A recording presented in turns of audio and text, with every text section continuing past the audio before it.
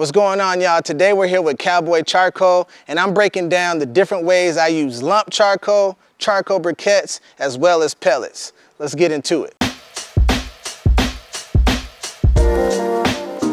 Now, when it comes to using different fuel sources, there's folks that are all about charcoal, there's folks that only use pellets, there's folks that swear by only using natural hardwood, and all the different combinations in between. But today, I'm focusing on lump, briquettes, and pellets. First, let's talk about lump charcoal. This stuff burns hot, it burns clean, and it's great for searing. On a standard charcoal grill, I use lump for high temp grilling, as well as hot and fast smoking. Now, I also use lump charcoal on my offset smoker. Generally, what I like to do is I get a bed of lump charcoal going, and then I'll supplement my cook with wood chunks or wood splits. Having that base layer of lump charcoal just really helps get the wood splits going, gets things up to temperature a lot quicker, and also has that great natural flavor too.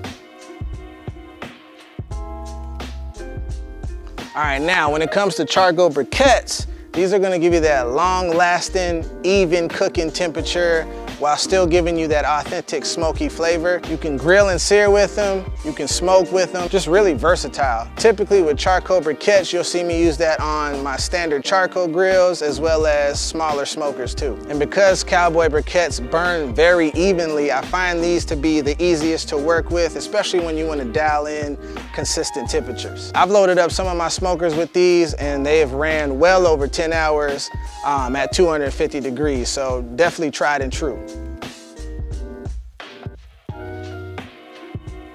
Last but not least, pellets.